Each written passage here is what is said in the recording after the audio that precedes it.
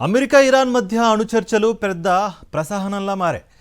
అణు ఒప్పందానికి టెహ్రాన్ ఎలాగైనా ఒప్పించాలని భావిస్తోంది అమెరికా. ఇందుకోసం మధ్యవర్తిత్వం వహిస్తున్న ఖతార్తో చర్చలు సాగిస్తోంది అగ్రరాజ్యం. అంతేకాదు ఏకంగా $30 బిలియన్ సాయం చేస్తామంటూ ప్రతిపాదనలు కూడా పెడుతోంది. కానీ ఇరాన్ మాత్రం చర్చలకు ససేమిరా అంటోంది. అగ్రరాజ్యానికి షాక్ల మీద షాక్లిస్తోంది ఇరాన్. తమపై దాడులకు దిగితే ప్రతి దాడులు తప్పవని ఇప్పటికే హెచ్చరించింది. తాజాగా అగ్రరాజ్యంతో అణు చర్చలు జరిపే ప్రసక్తే లేదని తేల్చి చెప్పింది.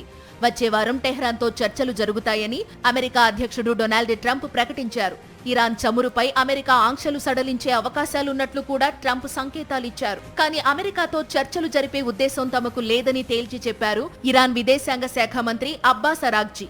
ఇటీవల తమ దేశంపై జరిగిన దాడులు భారీ నష్టాన్ని కలిగించాయని, అణు కార్యక్రమాల పునరుద్ధరణపై అధ్యయనం చేస్తున్నామని ప్రకటించారు. అణు చర్చలపై White House press secretary Karoline Leavitt సైతం స్పందించారు. ప్రస్తుతానికి దీనిపై ఎలాంటి డిస్కషన్ జరగకపోయినా ఒప్పందానికి సంబంధించి చర్చలు మళ్లీ ప్రారంభించేందుకు ప్రయత్నాలు జరుగుతున్నాయన్నారు. ఈ విషయంలో మధ్యవర్తిత్వం వహిస్తున్న ఖతార్తో తాము మాట్లాడుతున్నట్లు చెప్పారు కరోలినా. ఎలాగైనా ఇరాన్తో అణు ఒప్పందం చేసుకోవాలన్న లక్ష్యం పెట్టుకుంది ట్రంప్ సర్కార్.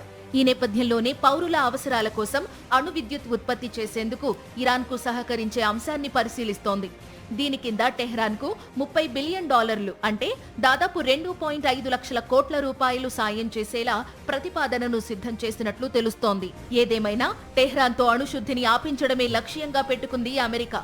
ఎన్ని హెచ్చరికలు చేసినా, ఎంత బెదిరించినా, దాడులు జరిపినా ఇరాన్ మాత్రం దారికి రాలేదు. అమెరికా అధ్యక్షుడు ట్రంప్ హెచ్చరికలను టెహ్రాన్ లైట్ తీసుకుంది. దీంతో సాయం పేరుతో అమెరికా కొత్త ఎత్తుగడ వేసింది.